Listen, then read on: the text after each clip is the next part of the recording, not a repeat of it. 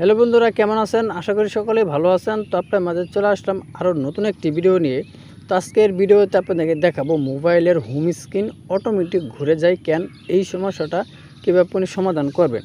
তো আমাদের অনেকের মোবাইলে দেখা যায় আমরা যখনই ভিডিও দেখতে যাই বা গ্যালারিতে, ইউটিউবে যে কোনো জায়গায় কাজ করতে গেলে আমাদের মোবাইলটা কিন্তু অটোমেটিক এদিক সেদিক হয়ে যায় বা উল্টা হয় আবার সিধা হয়। এরকম সমস্যা কিন্তু অনেকের মোবাইলে দেখা দেয়। তো এই সমস্যাটা কীভাবে আপনি মূলত সমাধান করবেন তার পুরো প্রসেসটা কিন্তু আজকের এই ভিডিওতে দেখিয়ে দেব। তো ভিডিওটা কেউ স্কিপ করবেন না, স্কিপ না করে সম্পূর্ণ প্রসেসটা দেখে থাকুন, তাহলেই বুঝতে পারবেন। তো কথা আর বাড়াবো না, এখন চলে যাবো ভিডিওর মূল পর্বে। চলুন ভিডিওটা শুরু করা যাক। তো মোবাইলে হোম স্ক্রিন অটোমেটিক ঘুরে যায়, এটা সমাধান করার জন্য আপনি প্রথমে মোবাইলের সেটিংসের উপর ক্লিক করে দেবেন। তো আমি আমার মোবাইলের সেটিংসের উপর ক্লিক করে দিলাম। ক্লিক করার পর একটু নিচের দিকে স্ক্রল ডাউন করবেন। করার পর এখানে আপনি ডিসপ্লে নামের একটা অপশন আছে, এখানে আপনি ক্লিক করে দেবেন। ক্লিক করার পর এরকম একটা ইন্টারফেস শো করবে। তো একটু নিচের দিকে স্ক্রল ডাউন করবেন।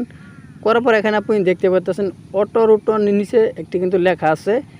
এই অপশনটা যাদের চালু আছে তাদের মোবাইলে কিন্তু এই মোবাইলে হোম স্ক্রিন এদিক সেদিক হয়ে যায় বা ঘুরে যায়। এই সেটিংসটা আপনি বন্ধ করে দেবেন। যে আমি বারবার চালু করতেছি আবার বন্ধ করতেছি, এই সেটিংসটা একটু ভালো করে দেখে নিন। এই সেটিংসটা কিন্তু অনেকের মোবাইলে অনেক জায়গায় থাকে, একটু ভালো করে দেখে নেবেন। তো আমার যেহেতু রেডমি মোবাইল, এর কারণে কিন্তু আমি সহজেই দেখিয়ে দিলাম। অনেকের মোবাইলে কিন্তু অনেক জায়গায় থাকে। তো এই অপশনটা যাদের চালু আছে এখন এটাকে বন্ধ করে দিন।